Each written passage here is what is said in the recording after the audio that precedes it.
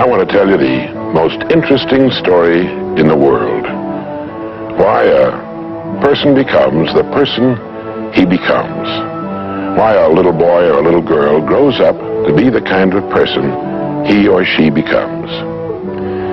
Now, the estimates by the experts in this field are that most of us are using somewhere around 5% of our real potential. Some experts say as little as 1%.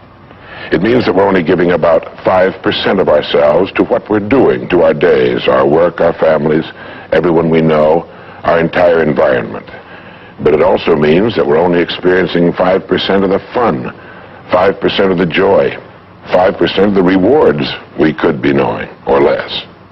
All the experts are agreed that in each of us there are deep reservoirs of ability, even genius, that we habitually fail to use. Why? We know that most people desire by nature to succeed.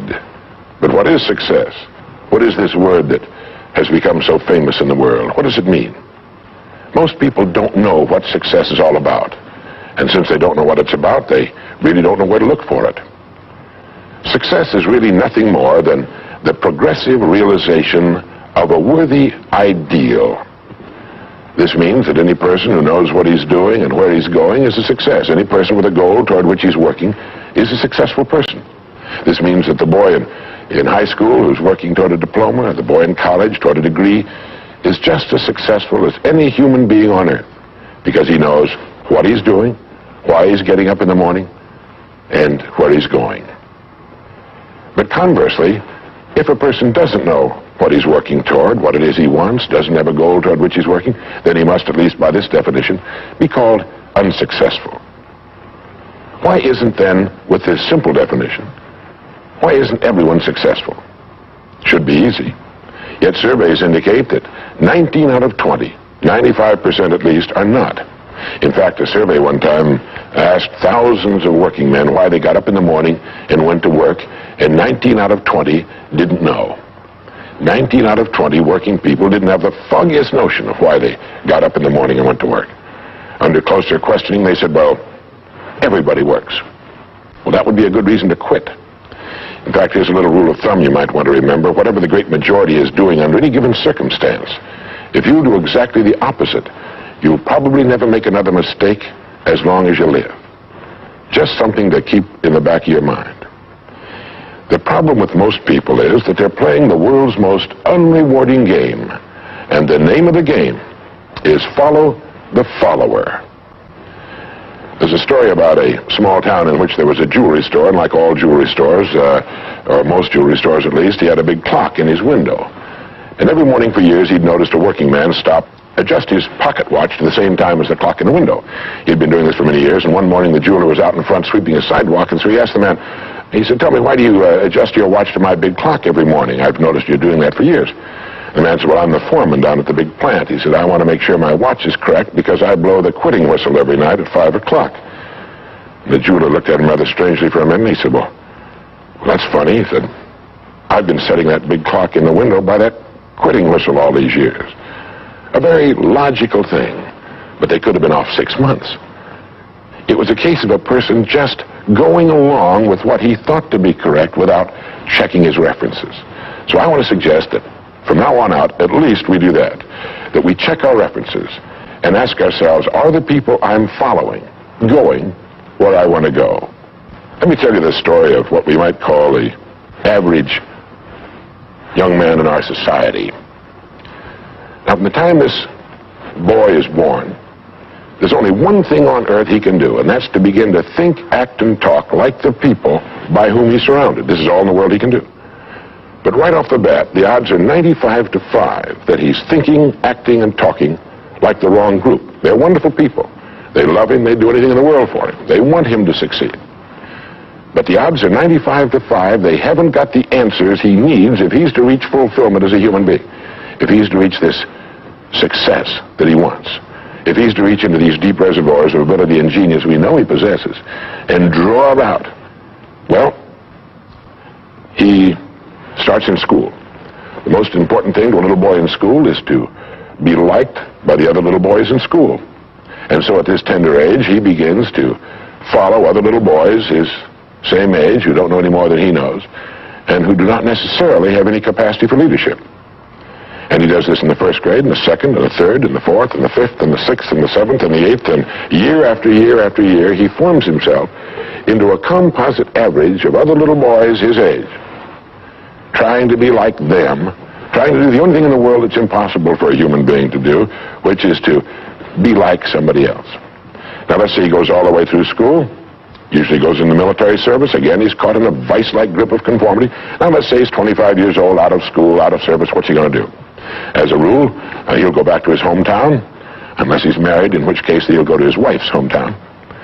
But let's say he goes back to his own hometown, he's single, he doesn't know quite what to do, he's standing on a corner one morning, and a friend that he knew in school comes up and says, "Hi there, Charlie, what are you doing?" He says, "Nothing."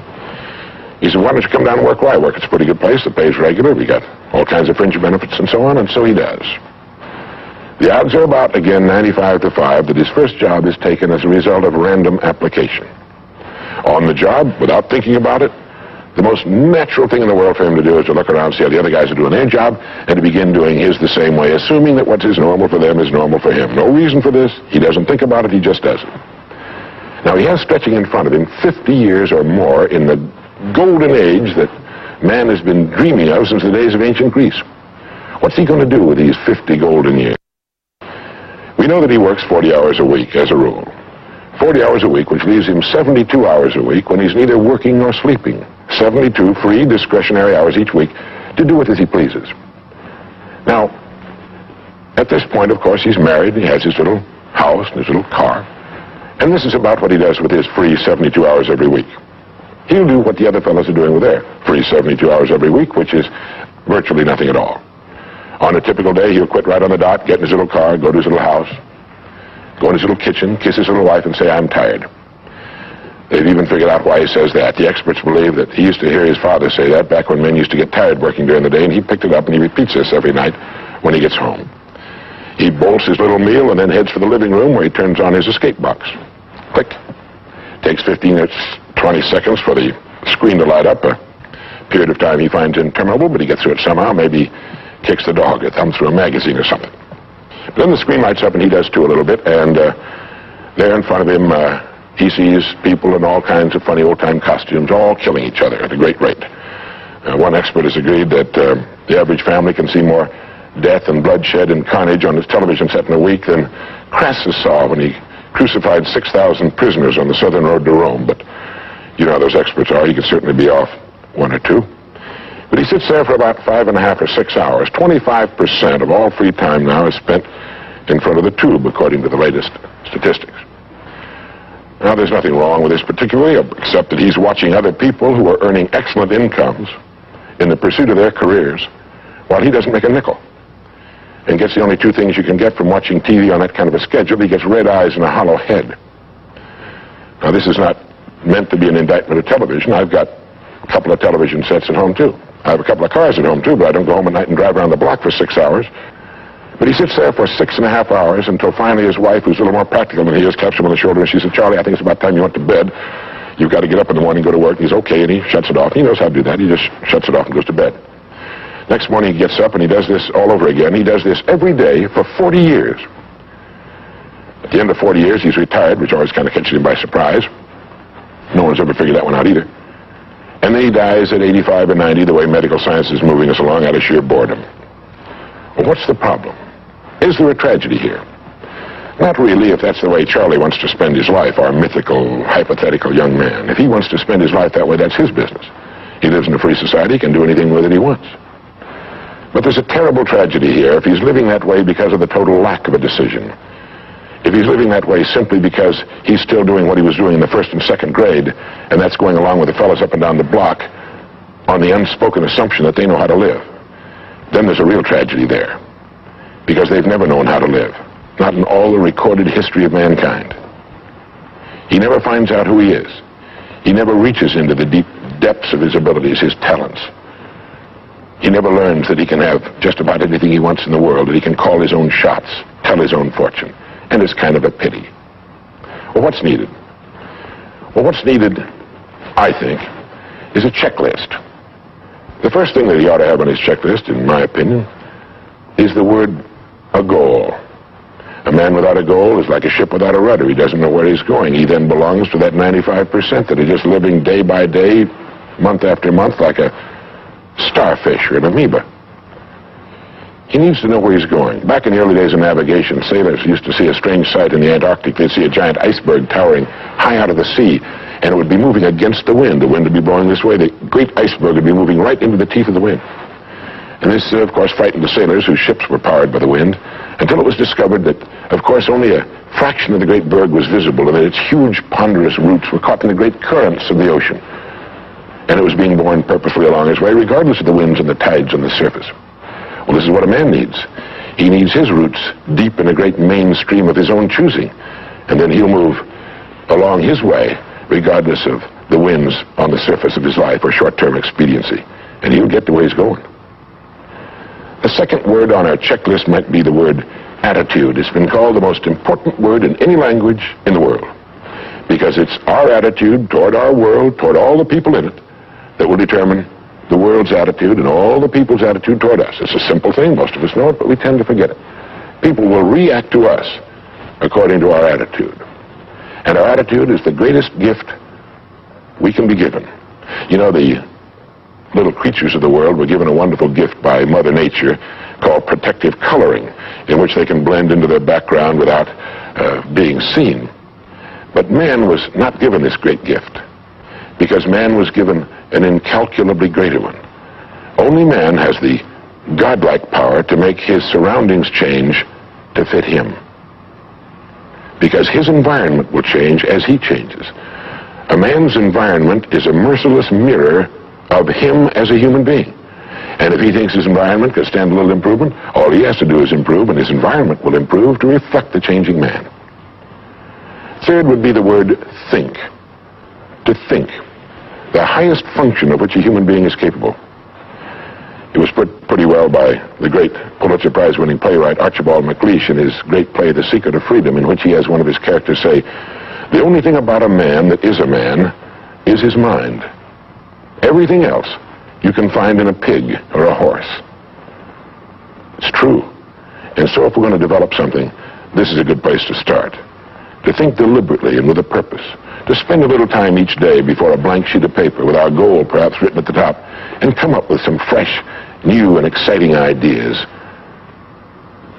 The next point on our checklist you might call the law of laws. That's what Emerson called it, this great old law of cause and effect. That our rewards in life will always be in exact proportion to our contribution, to our service. We all know this, really. We tell our children in Sunday school that as ye sow, so shall ye reap, but we forget that that's true. If a man is unhappy with his rewards, all in the world he's got to do is find ways of increasing his contribution, his service. It's like the story of the preacher who was driving down a country road, and all of a sudden he came to the most magnificent farm he'd ever seen in his life. It was beautiful. And so he saw the farmer approaching the road on his tractor, and so he hailed him, and he said, "My good man," he said, "God has certainly blessed you with a magnificent farm." And the farmer thought for a moment, and he said, "Yes, you're right, he certainly has. But you should have seen this place when he had it all to himself." And the preacher had his sermon for the next Sunday. He realized that all the farmers up and down that road had been given the same land, but one man had made something great out of it. Well, all of us are given the same land. We're given a human life, and each of us can make something great out of it too if we want to. The next point might be simply the word truth. Since everything we do has an equal and opposite reaction, unless what we're doing is based on truth, we're building on sand, and it can't stand. The next point would be R&D, research and development.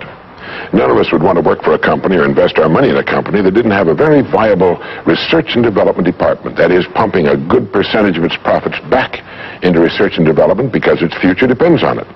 But so does a man's. And you might ask yourself, how much of your own take-home pay have you spent during the past year for materials calculated to make you smarter this year than you were a year before? Calculated to make you a little better, a little bigger as a human being, to perhaps love a little more and hate a little less and do a little better job than you did a year ago. How much money are you pumping back into yourself and your future? It's worth thinking about. And finally, the strangest secret. At the beginning, I said, What makes a child grow up into the human being he becomes? Well, this is the reason for that. Of course, he's the confluence of a genetic pool that goes back for thousands and thousands of years. His environment has an influence on him, of course. But what makes him become the person he becomes is that he becomes what he thinks about most of the time. It's as simple as that. We become what we think about most of the time. And that's the strangest secret. This is why thinking is so vital. This is why a goal is so important. Because we will become that. This is why people who set goals achieve them. The trouble with men is not in achieving their goals. They do that. It's in establishing them. We must love them. We must help them. We must serve them, because our whole success will depend on our ability to do these things. But never lose our own individuality and our identity by permitting ourselves to become submerged in what has historically proved itself to be little more than a suffocating sea of indirection and purposelessness. If we want to emulate someone, fine, but let's be choosy in whose steps we follow. It's the only life we've got. And remember to think. Imagination is everything, and we can become what we can imagine. If you find yourself getting depressed and down at the mouth, as we all get once in a while, you might want to remember this quotation by Dean Briggs. He said, "Do your work. Not just your work and no more, but a little more for the lavishing's sake. That little more which is worth all the rest. And if you suffer as you must, and if you doubt as you must, do your work. Put your heart into it, and the sky will clear. And then out of your very doubt and suffering will be born the supreme joy of life." Believe it or not, in an age when we've come to nearly deify leisure time, we've almost lost sight of the fact that virtually all our satisfactions and rewards will come not from our leisure, but from our work. And don't forget the strangest secret. We become what we think about.